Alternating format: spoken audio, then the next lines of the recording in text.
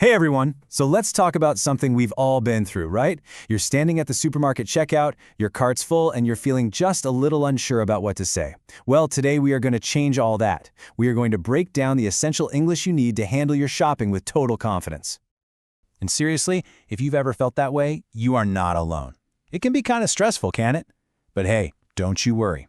By the time we're done here, you're going to have a complete toolkit for a super smooth, super easy checkout.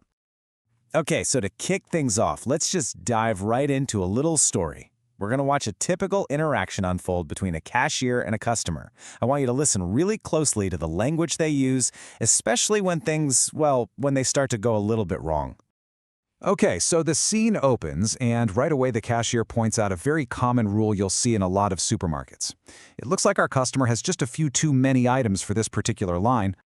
And here's the customer's response. You can hear he's a little bit frustrated, and he asks the cashier to kind of bend the rules for him just this once.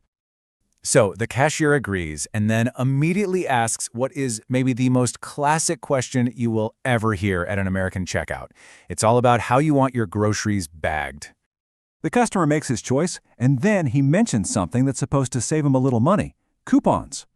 And, another problem pops up. The cashier has to deliver a little bit of bad news about those coupons. Yeah, you can really hear how defeated he sounds there.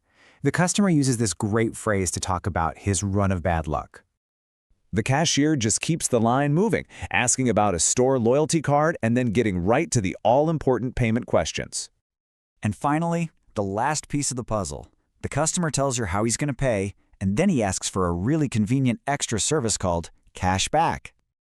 Okay, so that little story was packed with some really useful language, wasn't it? Let's rewind now and break down the most important vocabulary words so you know exactly what each one means.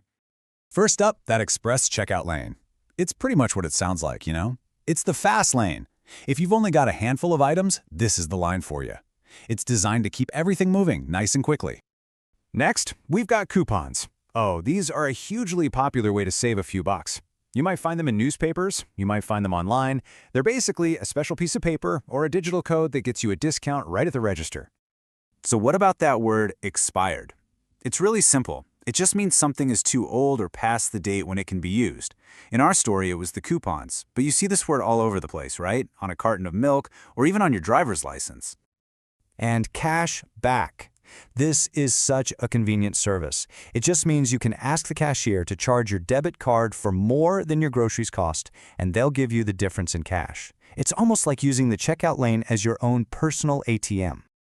All right, so we've got the key words down. Now let's look at the common questions and phrases, the back and forth that you're going to hear and use almost every single time you go shopping. So here it is, that classic question: paper or plastic? All the cashier's asking is what kind of bag you'd like. As you can see, you've got your brown paper sacks, which are generally easier to recycle, and you've got your thin plastic bags, which a lot of people reuse. These days, it's really just a personal preference. Next up, you're almost certainly going to hear debit or credit. The cashier just needs to know how to process your card payment. A debit card takes the money directly out of your bank account right away.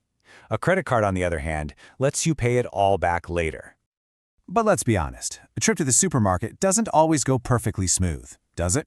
So let's circle back to those two informal but really common phrases our customer used when things weren't quite going his way.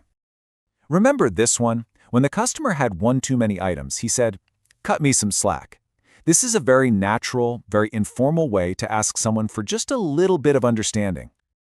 Saying "cut me some slack" is really just asking someone not to be so hard on you or to maybe bend the rules a little. It's not demanding at all. It's more of a friendly, informal way to ask for a small favor. And then, after finding out his coupons were expired, our customer said, "I guess it's just not my day." This is such a common way to acknowledge that you're just having a string of bad luck. When you say, "It's just not my day," you're basically telling someone that things just keep going wrong for you. You know, first he was in the wrong lane, then the expired coupons. It's a super relatable expression that pretty much everyone understands. So to wrap this all up, let's put the most essential and useful phrases together in one place. You can think of this as your personal toolkit for your next shopping trip. Here they are. So when you're asked, you can just say, "Plastic, please." If you've got discounts, let them know. I have some coupons. For payment, just state your choice. Debit, please. If you need some money, just ask, could I get cash back? And you can always end with a friendly, have a nice day. So simple, but so effective. So now you have it. You've got the vocabulary, you've got the phrases, you are ready to handle that checkout line with complete confidence. The only question left is, which of these new tools are you going to use on your next trip to the store? Happy shopping!